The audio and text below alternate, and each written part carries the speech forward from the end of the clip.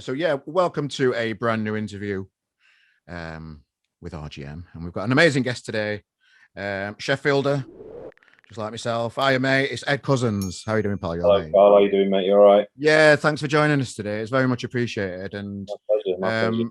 really looking forward to the album coming out, and we'll definitely be discussing that to death today. I promise you.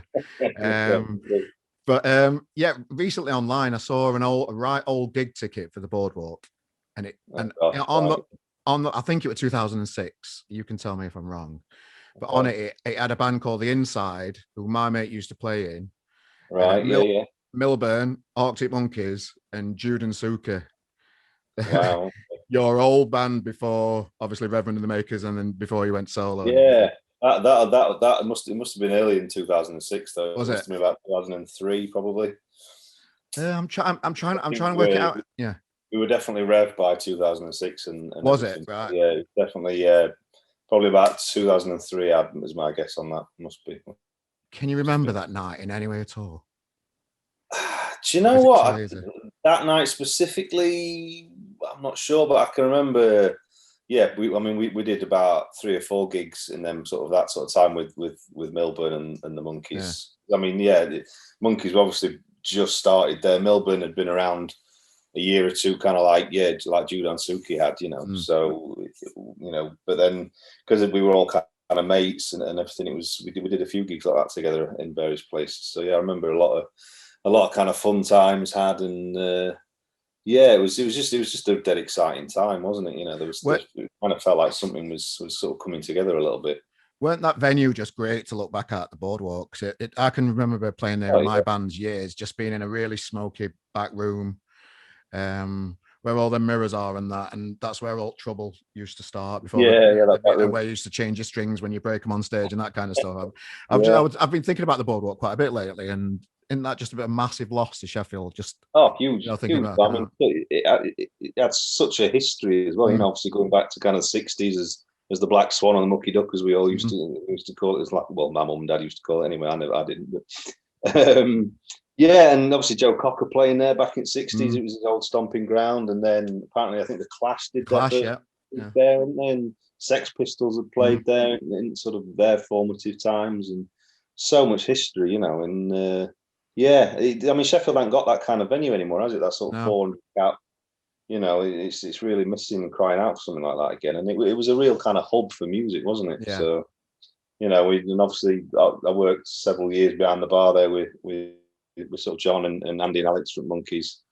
Both worked behind the bar as well, and it was a real kind of like a real hub for stuff at that period. It was even like John Windle from Little Man Tate. He worked when they were the Moon and that years ago. Yeah, the Moon. Yeah, God, yeah. Yeah, I go back too, mate. I go back all them years. Yeah, well, see, the Moon. That was they were called that, I think, and then was it Carousel Moon before that? Yeah, that was around the time we were talking about that gig with Jude and Suki. It was around that kind of time. So yeah. I mean, we just all sort of hung out there, didn't we? And it was just like it was a real kind of like I say, real vibey place to be. Yeah, it was great. It was always great. And when I've just been reminiscing about gigs and that kind of stuff, I noticed that on one of your videos with James O'Mara, you brought out a video just having a chat with James O'Mara from Sheffield. It's called Talking Ed on YouTube. I'll put a link to it on this podcast and on this interview for people to catch up on. But what I didn't know from watching it was that Alex from Arctic Monkeys played in your band for a bit. I found that quite. Was he? That's right. Yeah. Well, I mean, I think I talked about it in the interview with James. It was Jude and Suki. So again, it was kind of pre-Reverend, and I think Arctic Monkeys. I mean, I think they'd literally just sort of formed that band. Alex and Matt and Andy and that. And yeah, it was a random one. John met Alex on a bus going to Grenoside one day. Just got chatting to him. We wanted somebody to play a bit of rhythm guitar, and he said, "Oh, I've met this kid. He's dead keen. He says he can play. So should we meet him?" I was like, "Yeah, bring him around." We had a bit of a jam with him, and he could play the songs. Taught him a couple, and it was like, "Oh, great sound, yeah." And then he was like, "Oh, my mate Matt plays drums," and we were like, "Well, we've got a drummer, but can he play bongos or something?" He was like, "Yeah, he's got some bongos." And then that was that. So Matt kind of joined as well, but we just did a load of gigs, and I think we did a recording session. did some tracks, and I was a bit too much of a control freak, I think, at the time to let Alex play very much. But I think he did play on one of the tracks.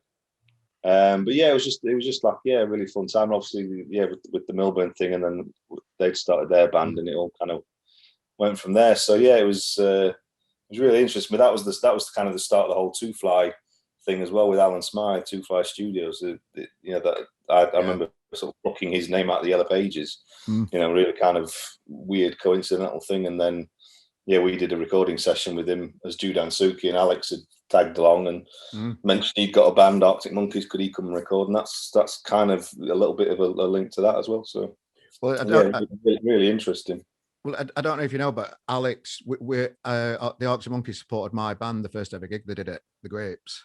All right, yeah. And I can remember that night. They were the first band that I'd ever seen get everybody out of the room to make sure that their sound check were right. And they did that at that really early age. To you know what it's like now. There's loads of people about, and it can be a bit quite chaotic sometimes. But yeah, especially back when we were very unprofessional and we were attempting to do music, it just didn't happen ever. That I was just impressed by that level of professionalism on his first ever gig. Really, I just thought. Yeah, and I mean, remember they were only like 15, 16. Yeah, they were proper babbies. So it was, I must have been at that gig, because I remember going to their first gig. Chris McClure tells me every time. He says, "Oh, we're definitely there," and Arthur Sheffield were. Yeah, that's the same gig everyone claims to be there, but I'm positive I was there, definitely. Well, yeah, it's just great to see. And you mentioned in the video, like, I've heard of you being described as the heartbeat of Reverend and the Makers. How would you feel about that as a summarization of your part within the band? Well, I think it's. I mean, we always kind of being kind of footy fans. We always go with the sort of the football analogy that I'm kind of that sort of engine room in the midfield, maybe. Whereas like you've got John and Laura up front doing all the flashy stuff, and Ryan and Joe kind of sat behind, being kind of. So I think, yeah, obviously I've played sort of a big role in Reverend over the years, and yeah, I'm kind of that sort of, everyone used to call me Steady Eddie, you know what I mean? I was kind of that kind of guy. I was always the more quiet one, sat behind, getting on with things quietly, and kind of making sure things ticked over and did what they were supposed to do, I suppose, is the way I sort of put it. Yeah. So I'm only asking you this because you mentioned it earlier. Are you still a bit of a control freak, even with the new record and everything? Is it something that's followed you throughout your career as a musician? Yeah, I'm very kind of particular about getting things right, I suppose, and making sure things are in the right place, doing the right thing, and I suppose that comes from just sort of that kind of love of music and how music's put together, and being in bands and in music most of my life, you kind of learn a lot of things listening to other people's records and see how other people do it, and then you find yourself in a situation where it's your turn to kind of put something down on record. And I think it's important that you do kind of have a real kind of focus and control on what's actually being put down. Otherwise, you end up with all sorts of things that don't make sense or aren't right, or so, and I just like the idea of putting something together that's interesting and sort of creative. It's not just there for the sake of it. Do you know what I mean? There's a reason for it being, and that's kind of why I've always thought about music, really. And this new album of mine, it's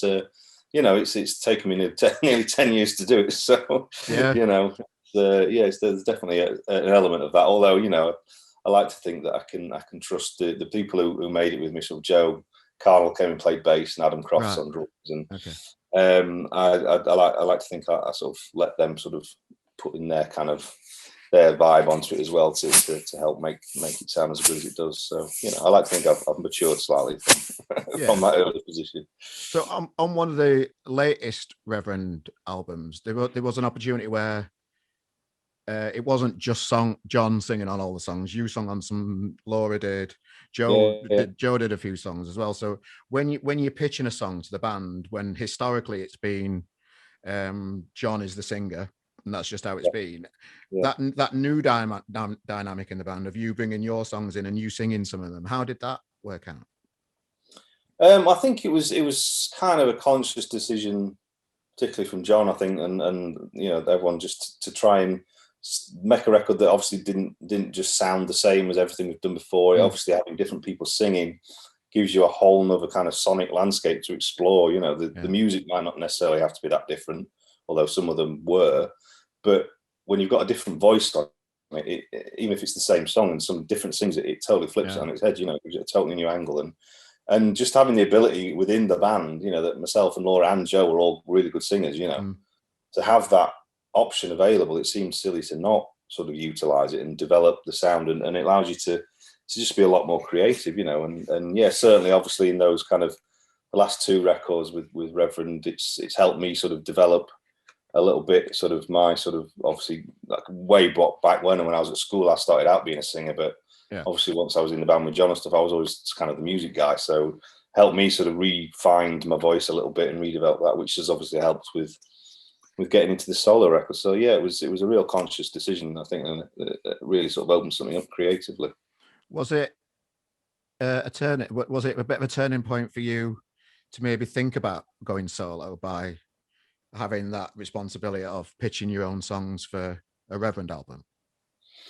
I think it certainly gave me more confidence to kind of to step out and sort of lead a song in that way, if you like. Obviously, being a singer, it's a slightly different thing to sort of standing behind and playing your guitar or whatever. And as I say, I mean, I've kind of been thinking and working on a solo thing for getting on for 10 years or so now. But yeah, it's only in the last sort of 2 or 3 years that something's really come together and something's clicked in my own head.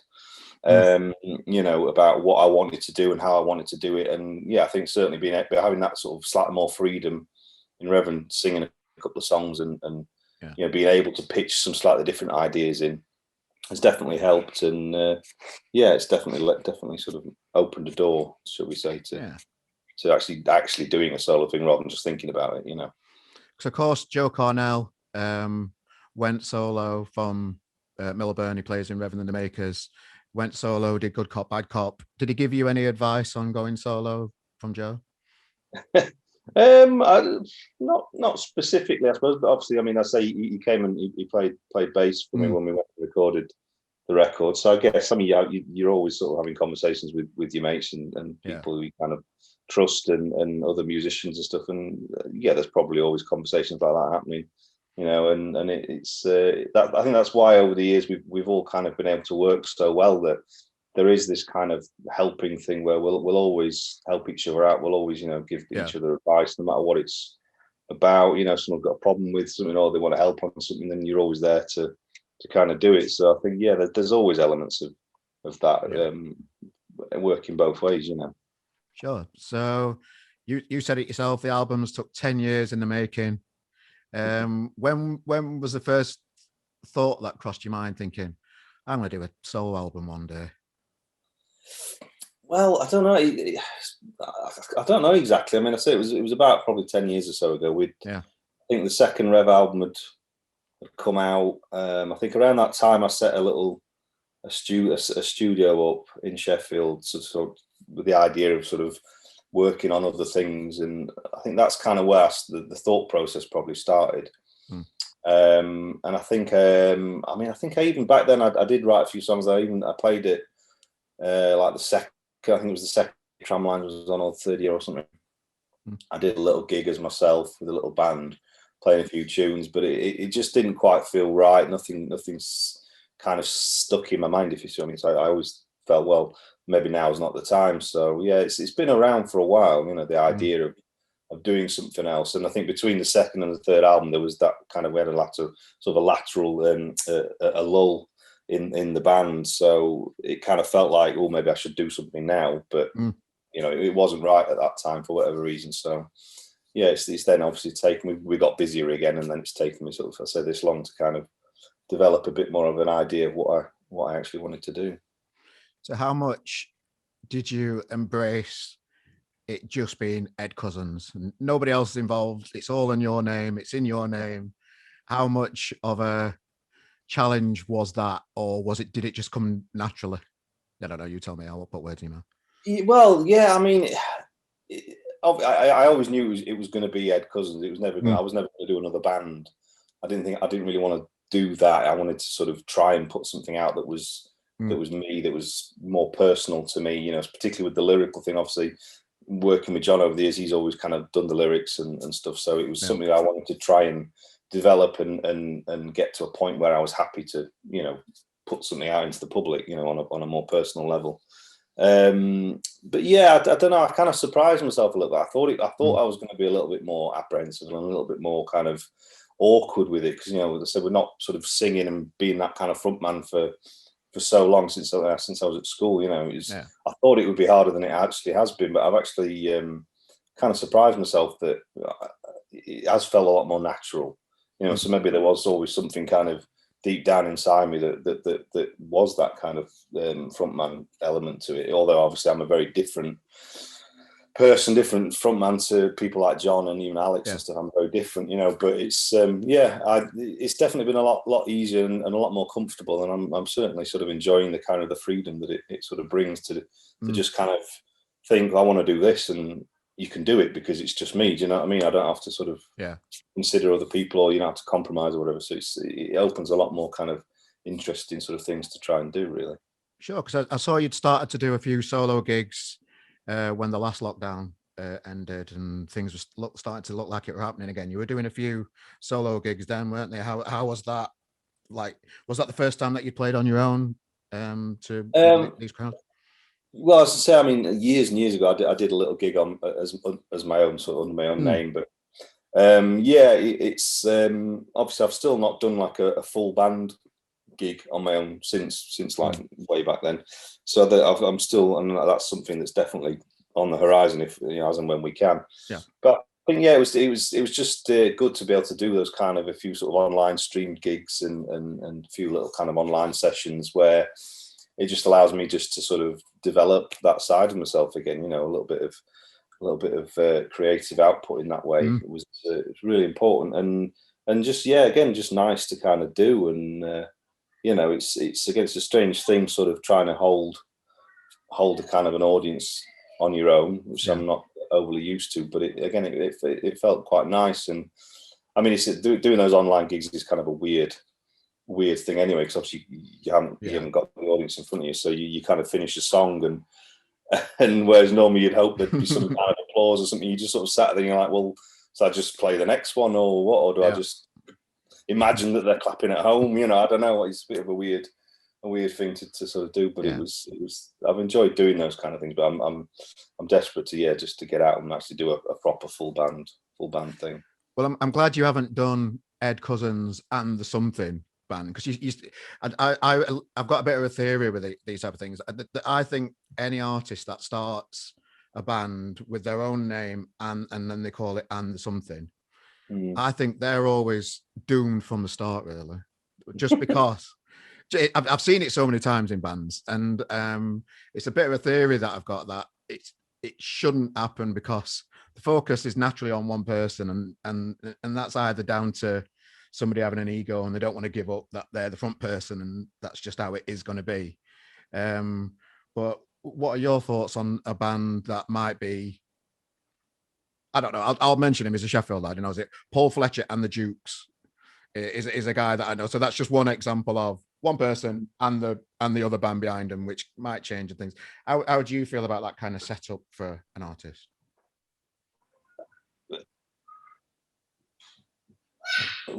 Oh, you're there.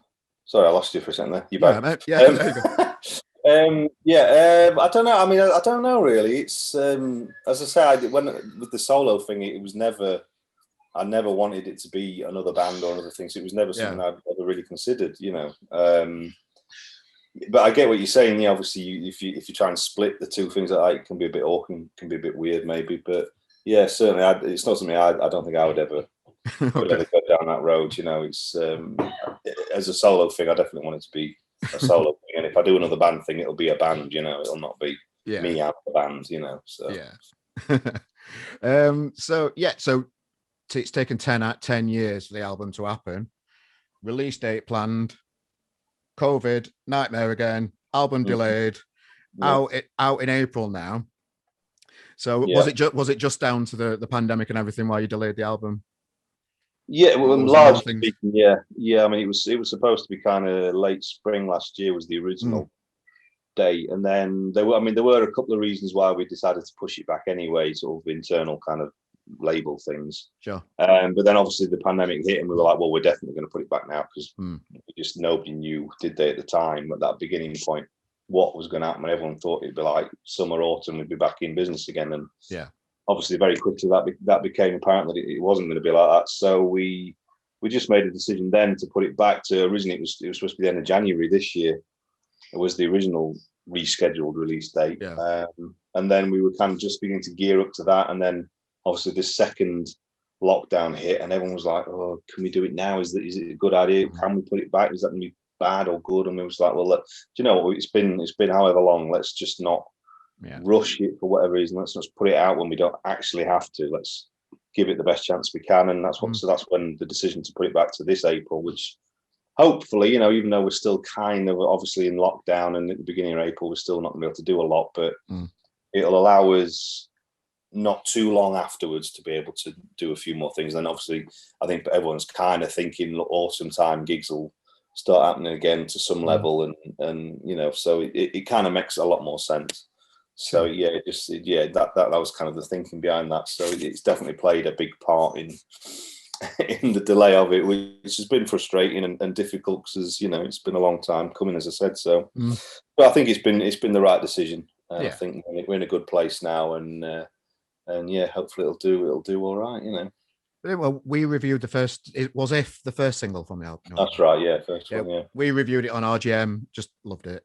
And the first, and I were really keen just to hear what is Ed Cosens' sound going to be. So straight away, it for me, it's melody is just like something else. It's just something that and in particular the last single that you just brought out. I put it out on Twitter earlier. I'm really rubbish with it. On the Run. Yeah, that's right. The latest one that you put out, that affected me in a way that I can't explain yet. in a way, in a good way or a bad way? No, definitely in a good way. In a way that only music can affect somebody positively, if you get me. And I can't put it into words. I don't know why it does. It feels like it feels a little bit Beatles. It feels like there's key changes, and there's complete different parts of the song that change, like a bit like a McCartney kind of structure to it. I've lost my train of thought because I didn't know where I went, but how melody. Yeah. So how important to you is melody when you write your songs? Oh, absolutely massive. It's. I mean, at the end of the day, it's the thing that everyone remembers, isn't it? Really. Obviously you've got some examples of amazing riffs on a guitar or whatever that you can sing, or if there's a really obvious lyric or something that might stick in someone's head. But normally you go away, you're whistling the tune, aren't you? You're not you're not singing it at the top of the voice or playing the drum beat, or it's the melodies is the key element to everything. And I think it's the thing that allows you to express the emotion of the song, and more than the lyrics almost. It's that sort of emotive thing with melody, and also not just the melody on its own, but then what goes around the melody and everything that goes with it.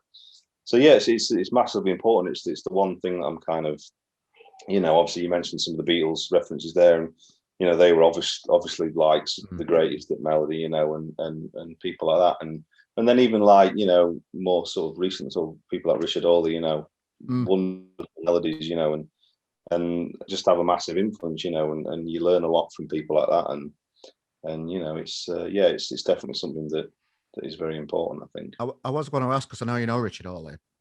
Did he have an influence while you were recording the album? I mean, did you play him a few songs and get any advice? Because I definitely picked up a bit of a Hawley vibe. Yeah, no, I didn't actually. No, I've never really. I've spoken to him about the record a couple of times, and he's been dead sort of encouraging about it. Because obviously he kind of made a similar move, I guess around a similar age to me, that he sort of stepped out, and he's like, that the first record is always kind of the big kind of most precious sort of thing. It's the biggest leap to make, and so that having those kind of supportive words from someone like Rich has been great. But yeah, I mean, I've played him a few songs. He's not said what he thought yet. So I hope he's a good sign. I hope it's not a bad sign. He's just great, and obviously, like I say, he's a big influence, and and you know, he's just a great guy all around, really. Do you think melody is more important than lyrics?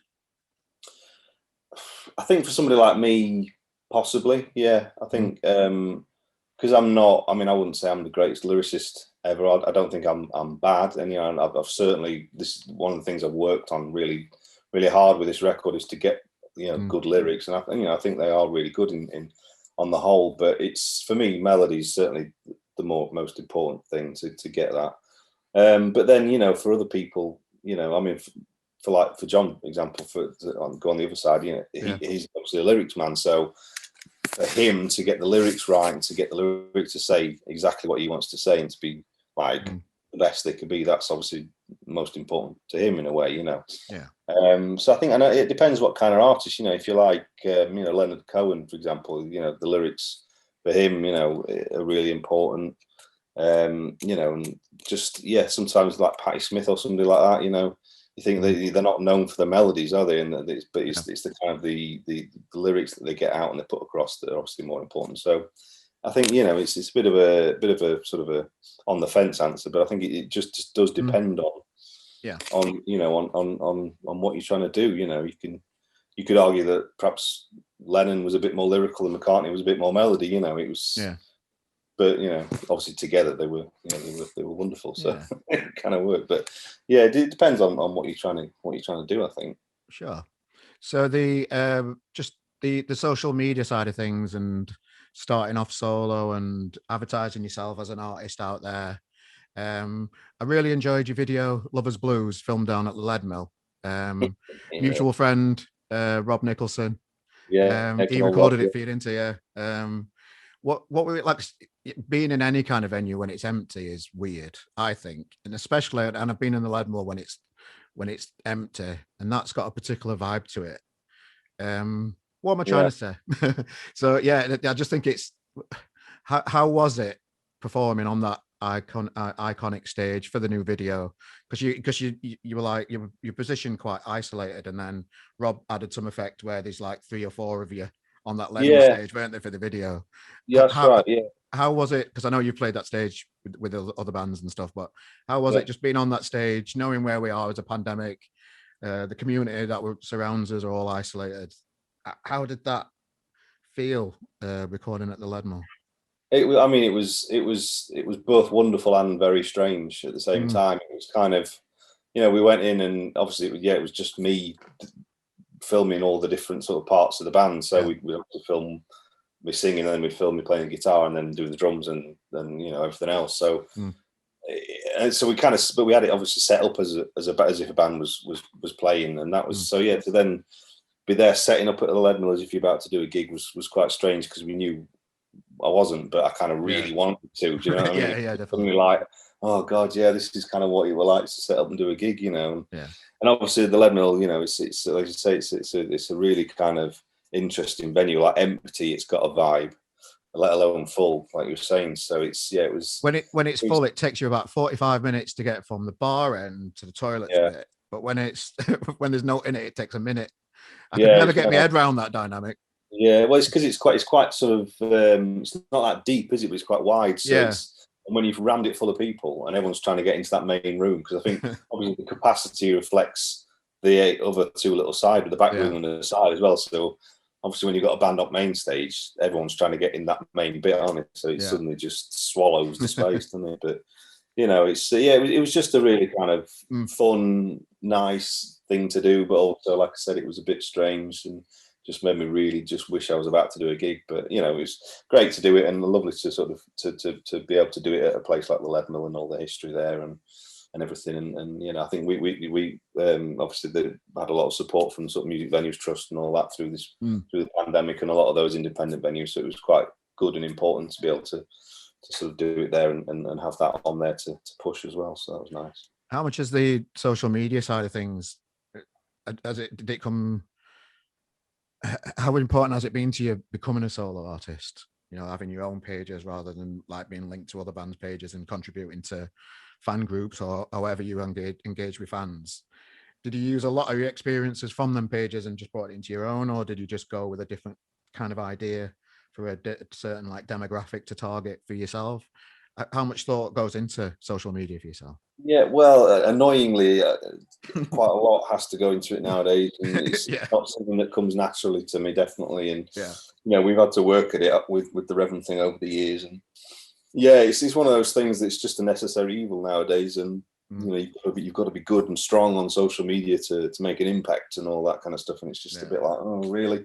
But you've got to do it. So it obviously I needed to sort of step aside and have my own kind of online presence, if you like, obviously to promote the record. But but having those connections with obviously with the band and with other musicians and people that I've met over the years, and those kind of good relationships, it all helps, doesn't it? To be able to link in still with other people and feed off that and get the support from them to help build it. But it's just a funny thing, social media, isn't it? Because a lot of these sort of the new bands, young artists, it's just second nature to them. They just do it, Whereas to us, kind of slightly, I don't dare I say older folks, it's a bit more difficult. But you can get some good stuff out of it. Lots of fun interactions, and you get that kind of immediate feedback, don't you? From people, which is nice, and especially with all the tracks I've put out so far, it's been, the reaction's been wonderful. I've been so made up by it all, really, that everybody seems to just love it, and that kind of feedback really just spurs you on and really helps you sort of get your teeth into it. Think, right, I'm going to push forward with this and really go for it. Do the record labels focus on it still a right lot? Your numbers and all the stats that go on behind it. Do they still like?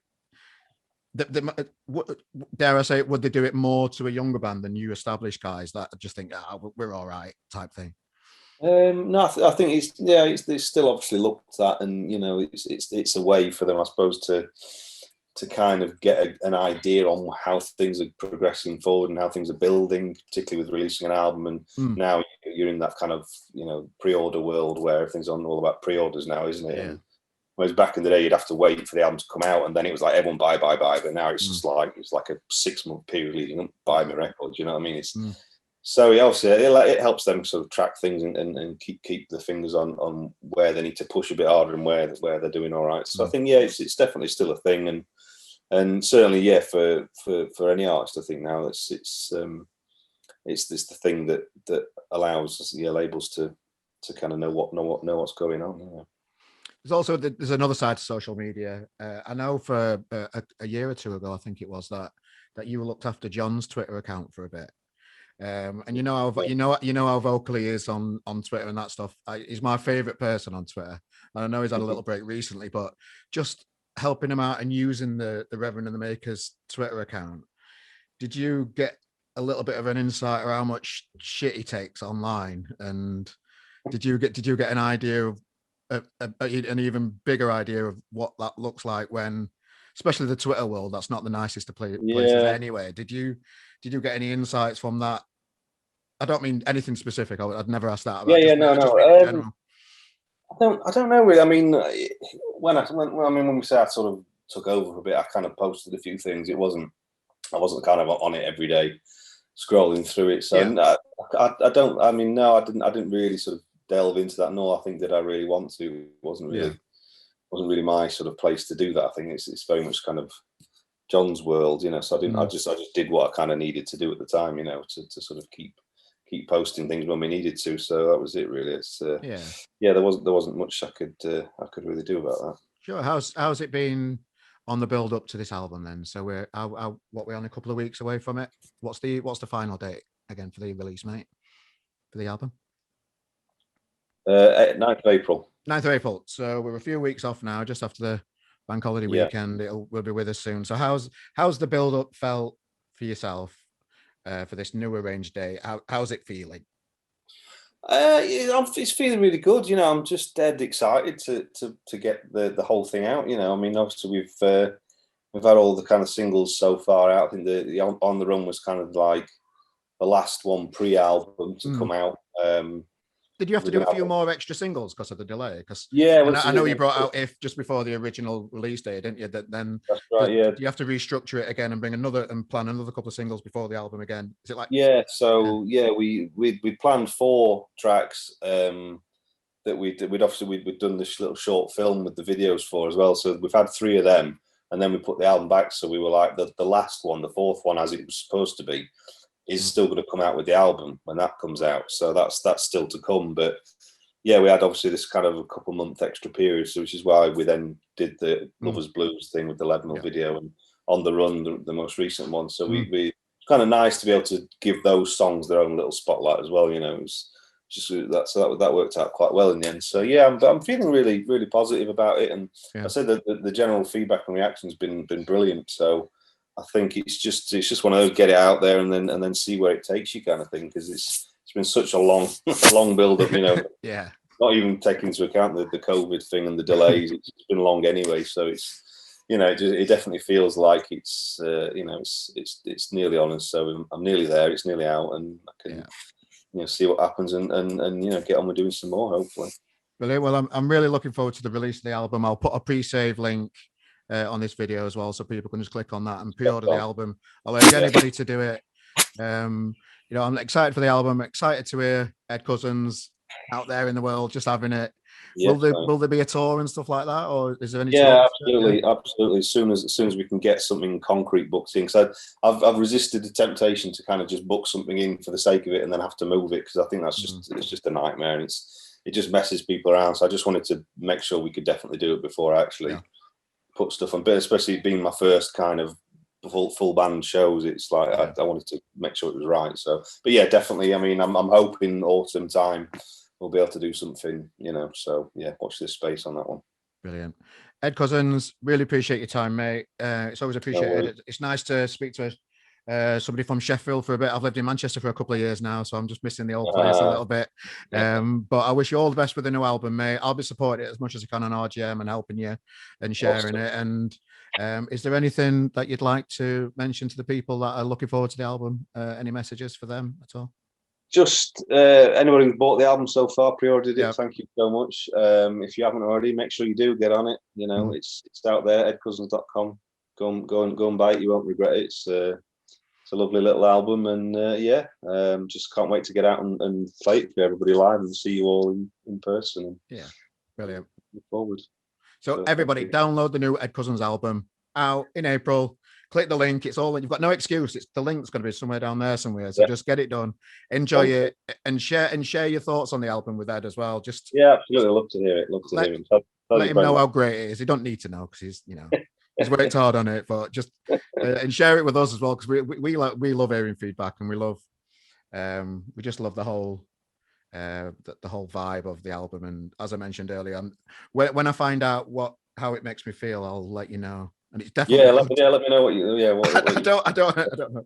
You know what I mean, though. If something by the Beatles, it's something you can't describe about it, but it's just amazing, isn't it? You know, it's words don't do it justice. I'll look forward to that.